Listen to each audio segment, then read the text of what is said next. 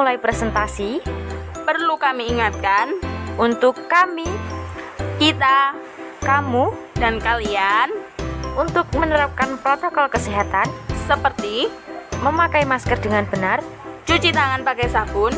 dan menjaga jarak 1 meter.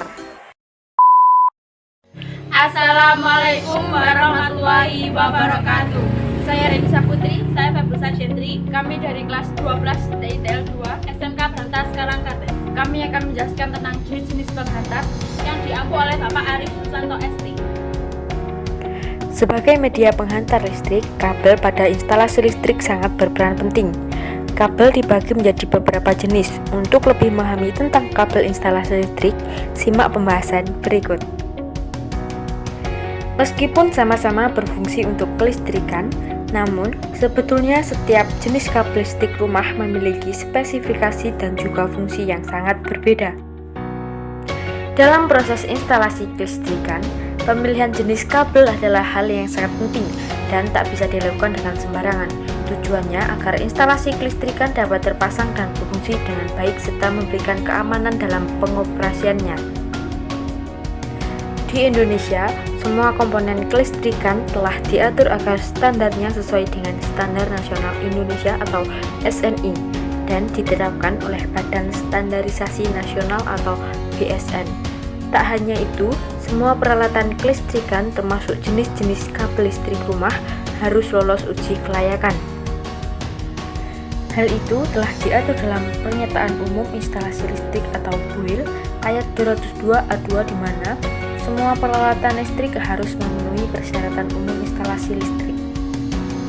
Selanjutnya, saya dan Februsa Gantri akan menjelaskan beberapa jenis kabel yang sering digunakan dalam instalasi listrik dan kuat hantar arus atau KHA dalam instalasi listrik. Masuki pada jenis-jenis kabel. 1. Kabel NYA. Kabel NYA digunakan untuk instalasi rumah. Ukuran kabel NYA yang sering digunakan dalam instalasi rumah adalah 1,5 mm persegi dan 2,5 mm persegi.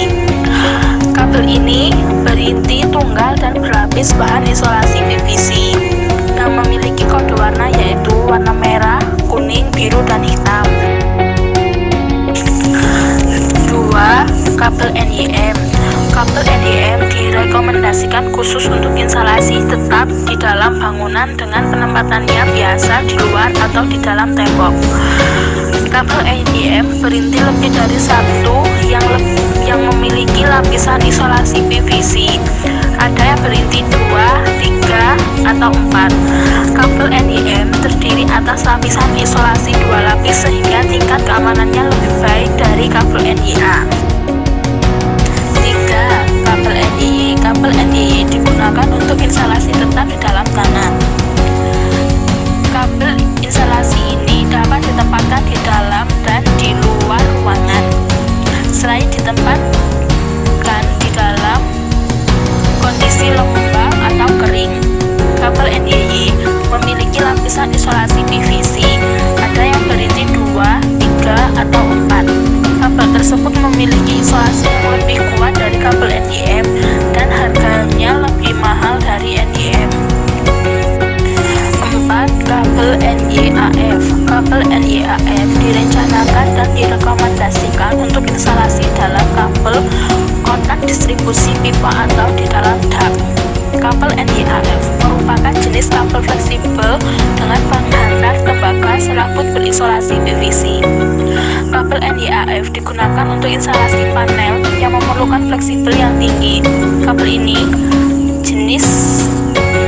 sangat cocok untuk tempat yang mempunyai belokan-belokan tajam. Selain itu, kabel NYAF digunakan pada lingkungan yang kering dan tidak dalam kondisi yang lembab atau basah atau terkena pengaruh cuaca secara langsung. 5. Kabel NYBY. Kabel NYBY dirancang khusus untuk instalasi tetap dalam tanah yang ditanam langsung tanpa memerlukan perlindungan tambahan. Kedalaman pemasangan di bawah tanah pada kondisi normal adalah 0,8 meter. Dan yang keenam, kabel NYJY. Perancangan kabel NYJY digunakan untuk jaringan listrik dengan penghantar konsentris dalam tanah, dalam ruangan, saluran kabel, dan alam terbuka. Kabel protodur dengan 2 lapis berlindung pita CU. Kabel instalasi ini bisa ditempatkan di luar atau di dalam bangunan baik pada kondisi lembab maupun kering. Yang ketujuh, kabel BC. Ini adalah kabel model pilin atau standar yang disatukan dan memiliki ukuran 6-500 mm² dengan tegangan 500 volt. Selain untuk penangkal petir, kabel jenis ini juga dipakai untuk saluran di atas tanah. Yang kedelapan, kabel A3C merupakan jenis kabel yang terdiri dari pilihan kabel berbahan aluminium magnesium silikon yang merupakan bahan logam campuran. Kabel A3C dirancang sebagai kabel yang memiliki konstruksi kuat dan anti karat. Oleh karena itu, kabel A3C dapat digunakan dalam jangka yang sangat lama. Pada umumnya, kabel jenis ini digunakan sebagai penghantar atau penangkal petir. Berikut merupakan gambar kabel A3C. Yang kesembilan merupakan kabel ACSR, yaitu salah satu jenis kabel yang terbuat dari bahan aluminium dengan inti bahan dari kawat baja. Kabel jenis ini banyak digunakan untuk saluran dengan tegangan tinggi, di mana kabel ini biasanya melintang di antara 2 tiang menara distribusi tanpa menggunakan isolasi. Berikut merupakan gambar kabel ACSR.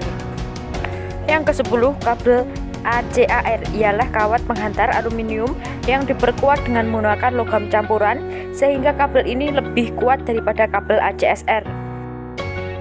Yang ke-11, kabel NYMHYO ialah kabel jenis serabut dengan berintikan 2 serabut. Kabel NYMHYO banyak dipakai pada peralatan elektronik rumah tangga maupun peralatan elektronika yang membutuhkan arus rendah. Dan yang terakhir, kabel NYMHY atau NYYHY adalah jenis kabel yang banyak dipakai untuk keperluan listrik rumah tangga berskala kecil karena sifatnya fleksibel dan tidak mudah patah, yang instalasinya ada di atap dan di dinding ruangan. Selanjutnya kita masuk ke materi kuat hantar arus atau KHA. Kabel listrik mempunyai ukuran luas penampang inti kabel yang berhubungan dengan kapasitas penghantar arus listriknya. Dalam istilah UIL, besarnya kapasitas hantaran kabel dinamakan dengan kuat hantar arus atau KHA. Besarnya KHA kabel harus lebih besar dari rating MCB, karena prinsipnya adalah MCB harus trip sebelum kabelnya terkena masalah. Arus listrik yang melebihi KHA dari suatu kabel akan menyebabkan kabel tersebut menjadi panas, dan bila melebihi daya tahan isolasinya, maka dapat menyebabkan rusaknya isolasi. Kerusakan isolasi bisa menyebabkan kebocoran arus listrik dan akibatnya bisa fatal, seperti kesetrum pada manusia atau bahkan mengakibatkan terjadinya kebakaran. Faktor lain dalam menentukan pemilihan kabel dengan KHA-nya adalah mengenai peningkatan kebutuhan daya listrik di masa depan. Berikut tabel kuat hantar arus atau KHA.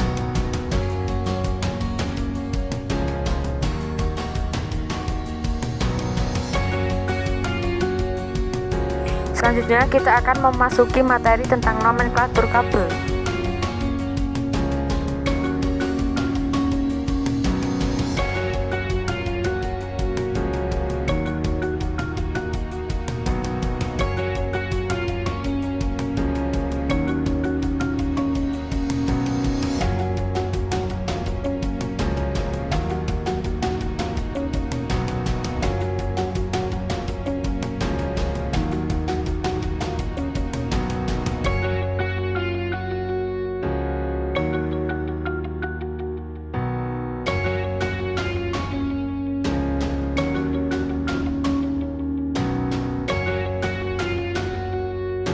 Sekian presentasi dari kami, kurang lebihnya kami mohon maaf. Wassalamualaikum warahmatullahi wabarakatuh. Terima kasih sudah menonton. Jangan lupa tinggalkan like dan komen, dan jangan lupa subscribe. Terima kasih.